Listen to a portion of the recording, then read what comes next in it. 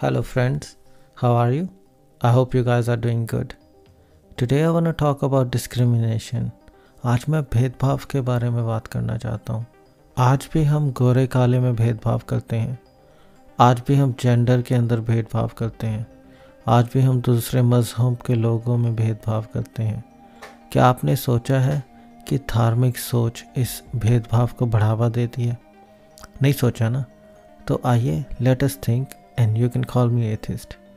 जो भी बातें मैं आज आपको बताने वाला हूँ, आई एम श्योर आपने अपने आसपास देखी होंगी। I want to make one thing clear, मैं रिलीजन के ख़िलाफ़ हूँ, कम्युनिटीज़ के ख़िलाफ़ नहीं हूँ, क्योंकि आई नो हर एक कम्युनिटी अपना अपना एक नया रंग लेकर आती है। This is why our India is so vibrant. But religion discrimination का बहुत बड़ा कारण है इंडिया के अंदर। पहले तो हर एक रिलीजन अपने आप को दूसरी रिलीजन से बड़ा समझती है। आप खुद ही देख लो, अगर आप हिंदू हो तो क्या आपने कभी नहीं सोचा कि यार हमारा धर्म दूसरे धर्मों से बेहतर है? या अगर आप मुस्लिम हो तो क्या आपने नहीं सोचा कि हमारे धर्म में हम जो भी करते हैं वो दूसरे धर्म से बेहतर है? या अगर सिख हो तो हमारे जैसी चैरिटी कोई नहीं करता। आई एम श्योर आपने सोचा होगा। यार आप क्रिश्चियनिटी में हो तो आपने ये सोचा होगा कि हम कितने लोगों के दुख दूर करते हैं। बट ध्यान से सोचो, क्या ये चीज़ एक दूसरे के बीच में डिस्क्रिमिनेशन नहीं बढ़ा रही, भेदभाव नहीं बढ़ा रही? कई जगहों पे तो स्कूल एक्सक्लूसिव क्लब्स की तरह है कि वहाँ पे सिर्फ एक ही रिलीजन के बच्चों को एडमिशन मिल सकती है। ये प्रॉब्लम सिर्फ इंडिया में नहीं है बल्कि बाहर के देशों में भी है। एक रिचर्ड डॉकिंस नाम का बंदा है, उसने एक डॉक्यूमेंट्री बनाई है, फेथ स्कूल मैनन्स। आप यूट्यूब पे से फ्री में देख सकते हैं। आपको मैं ये रेकमेंड करता हूँ, एक बार ही देखो। और मैं ये नहीं कहता कि अपनी सोच बदल लो, but try to understand a different perspective where he is coming from.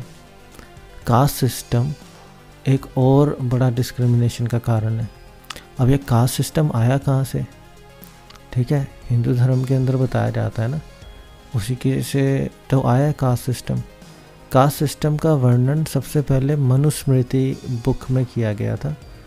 Manusmriti या मानव धर्मशास्त्र लगभग 1800 साल पुरानी बुक है, जिसमें ब्राह्मण टॉप लेवल पर हैं क्योंकि उन्हें वेदों का ज्ञान है। क्षत्रिय सेकंड लेवल पे हैं क्योंकि वो संचालन या शासन का काम करते हैं, जैसे कि अपनी गवर्नमेंट होगी। वैश्य थर्ड लेवल पे हैं, जो ट्रेडर हो गए, व्यापारी लोग हो गए, उनकी कैटेगरी। और बाकी बचा कुछ लास्ट लेवल पे जो शूद्र कैटेगरी में आते हैं। इनका काम यही है कि जो लोगों को सर्व करते हैं ना, उसके ऊपर ये कैटेगरी इन्होंने बना दी या ये कास्ट बना दी। इसके आगे भी एक अछूत कैटेगरी है जो इनसे भी बुरी है, जिनको आप छू ही नहीं सकते, अनटचेबल जिन्हें कहा जाता है। आजकल वैसे कम हो रही है, टचवुड, पर कई गांव में आप जाओ, वहाँ पर आज भी आपको अछूत लोग मिल जाएंगे। I have no problem touching any person, ठीक है, बट कई लोगों को लगता है कि हम ब्राह्मण पैदा हुए हैं तो अछूत लोगों को छू कर हमें मतलब पाप लगेगा या हम गंदे हो जाएंगे। मनुस्मृति में 2500 के करीब छंद हैं या वर्सेस हैं।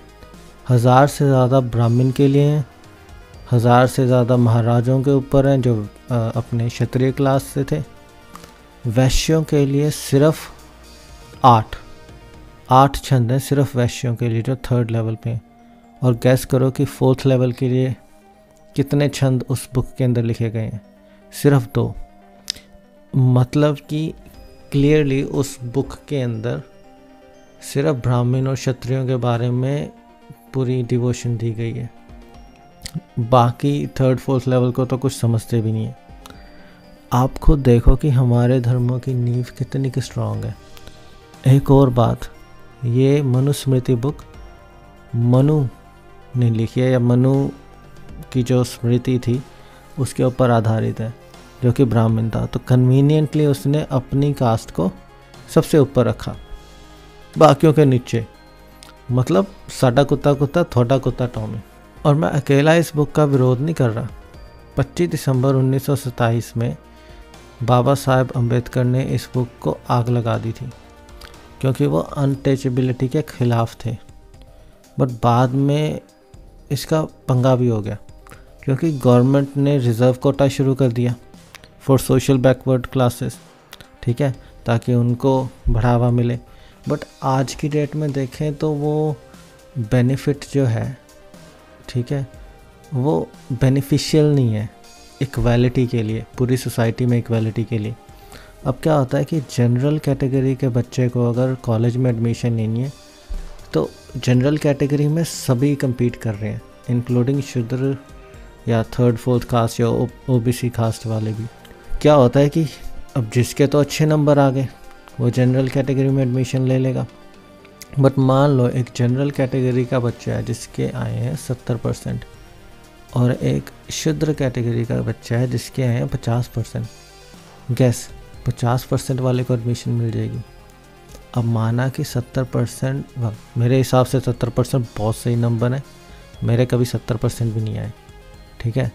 बट जो बंदा 70% लेकर आ रहा है उसको छोड़ के आप दूसरे बंदे को एडमिशन दे रहे हो जिसके सिर्फ 50% आए हैं, सिर्फ कास्ट की वजह से। Is that not discrimination? और कहाँ से आया डिस्क्रिमिनेशन? अगेन भगवान का तो खैर मैं मानता नहीं, बट भगवान के जो मानने वाले लोग हैं उन्होंने ही बनाया, ठीक है। तो इस चीज़ से डिस्क्रिमिनेशन बढ़ता है। जॉब्स में देखने चले जाओ, जॉब्स के अंदर भी अगर आपको जनरल कैटेगरी में जॉब चाहिए, गवर्नमेंट जॉब कोई भी लगा लो, जनरल कैटेगरी में तो नंबर ही नहीं आता। तो जो लोग भर्ती होते हैं हैंडीकैप कोटा, अपना एससी ओबीसी कैटेगरी कोटा वगैरह वगैरह, अपनी मेहनत करो यार, आगे बढ़ो। I still believe in equality, but मेरे हिसाब से इक्वालिटी रही नहीं, यहाँ पर डिस्क्रिमिनेशन आ गया।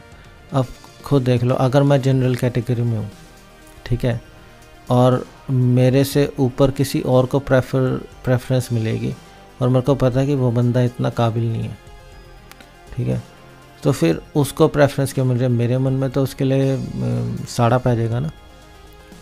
और अगर मतलब जो दूसरा बंदा है वो कॉन्फिडेंस भी रहेगा कि यार मेरे को तो इतनी मेहनत करने की ज़रूरत ही नहीं है, दूसरे मेरे पास तो कोटा है, मेरी तो हो जानी है, ठीक है। तो ये भी पंगा पड़ जाता है। और इसके चक्कर में, अब कास्ट सिस्टम के चक्कर में और क्या होता है कि अगर पॉलिटिशियंस वोट लेने जाते हैं तो वो भी इस बेस पे, कई पॉलिटिशियन तो वोट ले लेते हैं कि हम दलित लोगों में बड़ा मतलब ये कर देंगे वो कर देंगे, हम ऊपर ले आएंगे वगैरह वगैरह वगैरह, लेकर भी आते होंगे यार। I have no political knowledge, but I have seen it on TV कि अलग अलग पार्टियां बनी होती हैं कि हमें इस कैटेगरी से इतनी वोट्स आ जाएंगी, इस क्लास से इतनी आ जाएंगी, ये यहाँ पे मतलब मुस्लिम्स का एरिया है तो हमें मतलब अगर कोई मुस्लिम कैंडिडेट खड़ा कर देंगे तो हमें इतनी वोट आ जाएंगी, अगर कोई क्रिश्चियन कैंडिडेट खड़ा कर देंगे तो हमें इतनी वोट आ जाएंगी।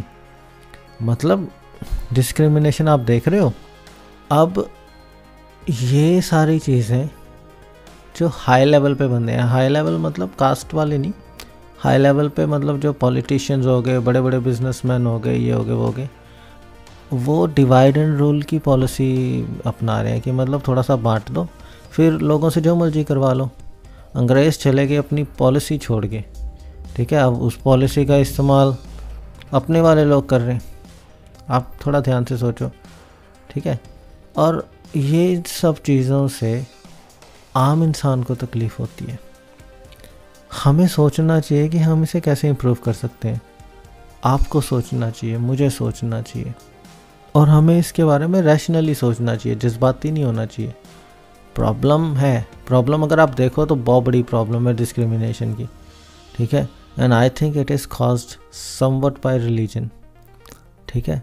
तो आप उस चीज़ को देखो, सोचो, and you can call me atheist.